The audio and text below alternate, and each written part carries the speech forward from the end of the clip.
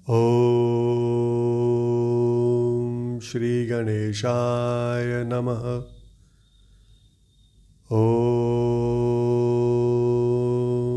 नमः शिवाय। मैं अभिजीत शर्मा योगिक स्वाध्यायम के हमारे पॉडकास्ट शिव पुराण विद अभिजीत में आप सभी का एक बार पुनः हार्दिक अभिनंदन करता हूँ। हमारे इस प्रयास को सफल बनाने में आप सभी के योगदान की हमें आवश्यकता है। अगर आपको हमारा यह प्रयास उपयुक्त लगे तो कृपया इस पॉडकास्ट को अपने सभी मित्रगण एवं संबंधियों तक पहुंचाकर हमारा उत्साहवर्धन करें। तो चलिए आज हम अपने छठे एपिसोड को आरंभ करते हैं। आज हम श्री शिव पुराण की प्रथम संहिता विद्वेश्वर संहिता के तीसरे अध्याय से आगे बढ़ेंगे। तीसरा अध्याय, जिसका शीर्षक है साध्य साधन आदि का विचार तथा श्रवण, कीर्तन और मनन, इन तीन साधनों की श्रेष्ठता का प्रतिपादन। यहाँ व्यास जी कहते हैं, सूत जी का यह वचन सुनकर वे सब महर्षि बोले, अब आप हमें वेदांत सार, सर्वस्वरूप, अद्भुत श्री शिव पुराण की कथा सुनाइए। इसके उत्तर में सूत जी ने महर्षियों से कहा, आप सब महर्षिगण रोग शोक से रहित कल्याणमय भगवान शिव का स्मरण करके पुराण प्रवर श्री शिव पुराण की, जो वेद के सार तत्व से प्रकट हुआ है, उसकी कथा सुनिए। शिव पुराण में भक्ति, ज्ञान और वैराग्य, इन तीनों का प्रीतिपूर्वक गान किया गया है और वेदांत वेद्य सद्वस्तु का विशेष रूप से वर्णन है। इस वर्तमान कल्प में जब सृष्टि कर्म आरंभ हुआ था, उन दिनों 6 कुलों के महर्षि परस्पर वाद विवाद करते हुए कहने लगे कि अमुक वस्तु सबसे उत्कृष्ट है और अमुक वस्तु नहीं है। उनके इस विवाद ने अत्यंत महान रूप धारण कर लिया। तब वे सब के सब अपनी शंका के समाधान के लिए सृष्टिकर्ता अविनाशी ब्रह्मा जी के पास गए और हाथ जोड़कर विनय भरी वाणी में बोले, हे प्रभो, आप संपूर्ण जगत को धारण पोषण करने वाले तथा समस्त कारणों के भी कारण हैं। हम ये जानना चाहते हैं कि संपूर्ण तत्वों से परे परात्पर पुराण पुरुष कौन है। इसके उत्तर में ब्रह्मा जी ने उन्हें कहा कि जहाँ से मन सहित वाणी उन्हें ना पाकर लौट आती है तथा जिनसे ब्रह्मा, विष्णु, रुद्र और इंद्र आदि से युक्त यह संपूर्ण जगत समस्त भूतों एवं इंद्रियों के साथ पहले प्रकट हुआ है, वे ही ये देव, महादेव, सर्वज्ञ एवं संपूर्ण जगत के स्वामी हैं। ये ही सबसे उत्कृष्ट हैं। भक्ति से ही इनका साक्षात्कार होता है। दूसरे किसी उपाय से कहीं इनका दर्शन नहीं होता। रुद्र, हरि, हर तथा अन्य देवेश्वर सदा उत्तम भक्ति भाव से उनका दर्शन करना चाहते हैं। भगवान शिव में भक्ति होने से मनुष्य संसार बंधन से मुक्त हो जाता है। देवता के कृपा प्रसाद से उनमें भक्ति होती है और भक्ति से देवता का कृपा प्रसाद प्राप्त होता है। ठीक उसी तरह जैसे यहाँ अंकुर से बीज और बीज से अंकुर पैदा होता है। इसलिए तुम सब ब्रह्म ऋषि भगवान शंकर का कृपा प्रसाद प्राप्त करने के लिए भूतल पर जाकर वहाँ सहस्रों वर्षों तक चालू रहने वाले एक विशाल यज्ञ का आयोजन करो। इन यज्ञपति भगवान शिव की ही कृपा से वेदोक्त विद्या के सारभूत साध्य साधन का ज्ञान होता है। शिव पद की प्राप्ति ही साध्य है, उनकी सेवा ही साधन है तथा उनके प्रसाद से जो नित्य नैमित्तिक आदि फलों की ओर से निष्प्रह होता है, वही साधक है। वेदोक्त कर्म का अनुष्ठान करके उसके महान फल को भगवान शिव के चरणों में समर्पित कर देना ही परमेश्वर पद की प्राप्ति है। वही सालोक्य आदि के क्रम से प्राप्त होने वाली मुक्ति है। उन पुरुषों की भक्ति के अनुसार उन सबको उत्कृष्ट फल की प्राप्ति होती है। उस भक्ति के साधन अनेक प्रकार के हैं जिनका साक्षात महेश्वर ने ही प्रतिपादन किया है। उनमें से सारभूत साधन को संक्षिप्त करके मैं बता रहा हूँ। कान से भगवान के नाम का गुण और लीलाओं का श्रवण, वाणी के द्वारा उनका कीर्तन तथा मन के द्वारा उनका मनन, इन तीनों को महान साधन कहा गया है। तात्पर्य यह कि महेश्वर का श्रवण, कीर्तन और मनन करना चाहिए। यह श्रुति का वाक्य हम सबके लिए प्रमाणभूत है। इसी साधन से संपूर्ण मनोरथों की सिद्धि में लगे हुए आप लोग परम साध्य को प्राप्त हों। लोग प्रत्यक्ष वस्तु को आंख से देखकर उसमें प्रवृत्त होते हैं, परंतु जिस वस्तु का कहीं भी प्रत्यक्ष दर्शन नहीं होता उसे श्रवणेंद्रियों द्वारा जान सुनकर मनुष्य उसकी प्राप्ति के लिए चेष्टा करता है। अतः पहला साधन श्रवण ही है। उसके द्वारा गुरु के मुख से तत्व को सुनकर श्रेष्ठ बुद्धि वाला विद्वान पुरुष अन्य साधन, कीर्तन एवं मनन की सिद्धि करे। क्रमशः मनन पर्यंत इस साधन की अच्छी तरह साधना कर लेने पर उसके द्वारा सालोक्य आदि के क्रम से धीरे धीरे भगवान शिव का संयोग प्राप्त होता है। पहले सारे अंगों के रोग नष्ट हो जाते हैं, फिर सब प्रकार का लौकिक आनंद भी विलीन हो जाता है। भगवान शंकर की पूजा, उनके नामों के जप तथा उनके गुण, रूप, विलास और नामों का युक्तिपरायण चित्त के द्वारा जो निरंतर परिशोधन या चिंतन होता है, उसी को मनन कहा गया है। वह महेश्वर की कृपा दृष्टि से ही उपलब्ध होता है। उसे समस्त श्रेष्ठ साधनों में प्रधान या प्रमुख कहा गया है। इसके उपरांत सूत जी कहते हैं कि हे मुनीश्वरों, इस साधन का महात्म्य बताने के प्रसंग में मैं आप लोगों के लिए एक प्राचीन वृत्तांत का वर्णन करूंगा। उसे ध्यान देकर आप सुने। काफ़ी पहले की बात है।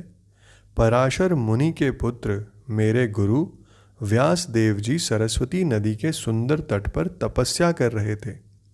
एक दिन सूर्य तुल्य तेजस्वी विमान से यात्रा करते हुए भगवान सनत कुमार अकस्मात वहां आ पहुंचे। उन्होंने मेरे गुरु को वहां देखा। वे ध्यान में मग्न थे। उससे जगने पर उन्होंने ब्रह्मपुत्र सनत कुमार जी को अपने सामने उपस्थित देखा। देखकर वे बड़े वेग से उठे और उनके चरणों में प्रणाम करके मुनि ने उन्हें अर्घ्य दिया और देवताओं के बैठने योग्य आसन भी अर्पित किया।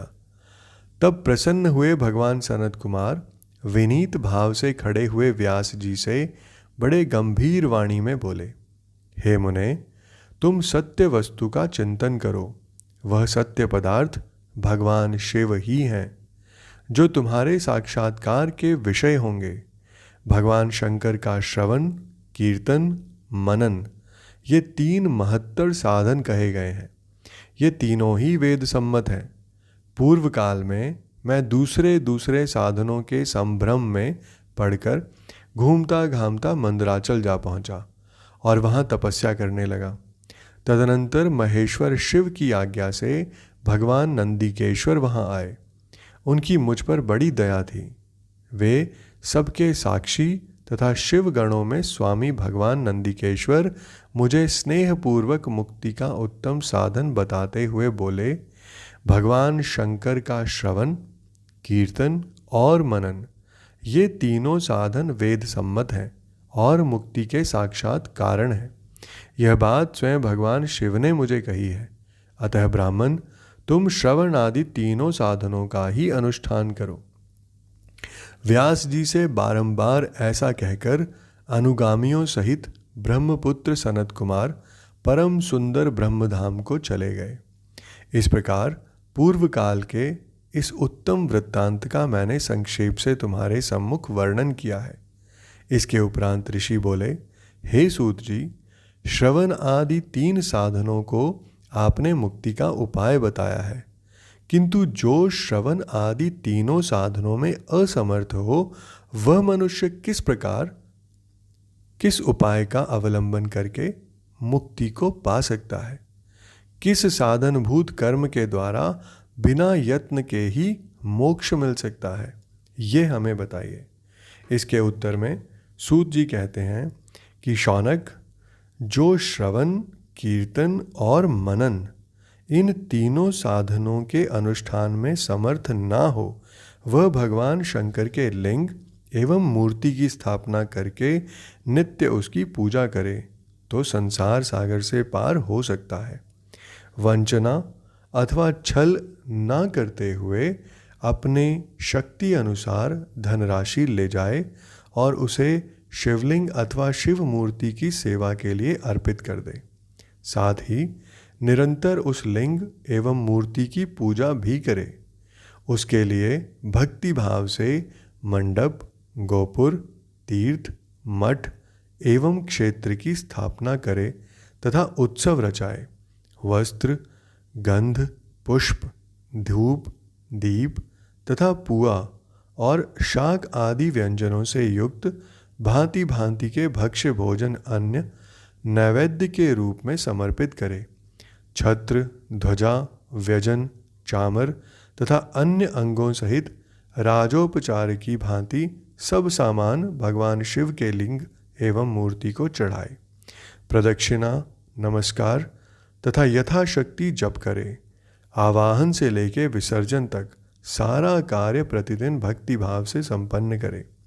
इस प्रकार शिवलिंग अथवा शिव मूर्ति में भगवान शंकर की पूजा करने वाला पुरुष श्रवण आदि साधनों का अनुष्ठान ना करे तो भी भगवान शिव की प्रसन्नता से सिद्धि प्राप्त कर लेता है। पहले के बहुत से महात्मा पुरुष लिंग तथा शिव मूर्ति की पूजा करने मात्र से भवबंधन से मुक्त हो चुके हैं। इसके उपरांत ऋषियों ने पूछा, मूर्ति में ही सर्वत्र देवताओं की पूजा होती है, लिंग में नहीं, परंतु भगवान शिव की पूजा सब जगह मूर्ति में और लिंग में भी क्यों की जाती है? इसके उत्तर में सूत जी कहते हैं कि हे मुनीश्वरों, तुम्हारा यह प्रश्न तो बड़ा ही पवित्र और बड़ा ही अद्भुत है। इस विषय में महादेव जी ही वक्ता हो सकते हैं। दूसरा कोई पुरुष कभी और कहीं भी इसका प्रतिपादन नहीं कर सकता। इस प्रश्न के समाधान के लिए भगवान शिव ने स्वयं जो कुछ कहा है और उसे मैंने गुरु जी के मुख से जिस प्रकार सुना है उसी तरह क्रमशः वर्णन करूँगा। एकमात्र भगवान शिव ही ब्रह्म रूप होने के कारण निष्कल अर्थात निराकार कहे गए हैं और साथ ही साथ रूपवान होने के कारण उन्हें सकल भी कहा गया है। इसलिए वे सकल और निष्कल दोनों हैं। शिव के निष्कल निराकार होने के कारण ही उनकी पूजा का आधारभूत लिंग भी निराकार ही प्राप्त हुआ है, अर्थात शिवलिंग शिव के निराकार स्वरूप का प्रतीक है। इसी तरह शिव के सकल या साकार होने के कारण उनकी पूजा का आधारभूत विग्रह साकार प्राप्त होता है, अर्थात शिव का साकार विग्रह उनके साकार स्वरूप का प्रतीक होता है और सकल और अकल समस्त अंग आकार सहित साकार और अंग आकार से सर्वथा रहित निराकार दोनों ही रूप होने से वे ब्रह्म शब्द कहे जाने वाले परमात्मा हैं। यही कारण है कि सब लोग लिंग निराकार और मूर्ति साकार दोनों ही में सदा भगवान शिव की पूजा करते हैं। शिव से भिन्न जो दूसरे दूसरे देवता हैं वे साक्षात ब्रह्म नहीं हैं, इसलिए कहीं भी उनके लिए निराकार लिंग नहीं उपलब्ध होता। पूर्व काल में बुद्धिमान ब्रह्मपुत्र सनत कुमार मुनि ने मंदराचल पर नंदिकेश्वर से इसी प्रकार प्रश्न किया था। सनत कुमार ने पूछा, हे भगवान, शिव से भिन्न जो देवता हैं उन सबकी पूजा के लिए सर्वत्र प्रायः वेर अर्थात मूर्ति मात्र ही अधिक संख्या में देखा और सुना जाता है। केवल भगवान शिव की ही पूजा में लिंग और वेर दोनों का उपयोग देखने में आता है। अतः कल्याणमय नंदिकेश्वर, इस विषय में जो तत्व की बात हो उसे मुझे इस प्रकार बताइए जिससे अच्छी तरह समझ में आ जाए। इसके उत्तर में नंदिकेश्वर ने कहा कि हे निष्पाप ब्रह्म कुमार, आपके इस प्रश्न का हम जैसे लोगों के द्वारा कोई उत्तर नहीं दिया जा सकता, क्योंकि यह गोपनीय विषय है और लिंग साक्षात ब्रह्म का प्रतीक है। तथापि आप शिव भक्त हैं, इसलिए इस विषय में भगवान शिव ने जो कुछ बताया है उसे ही आपके समक्ष कहता हूँ। भगवान शिव ब्रह्म स्वरूप और निष्कल निराकार है, इसलिए उन्हीं की पूजा में निष्कल लिंग का उपयोग होता है। संपूर्ण वेदों का यही मत है।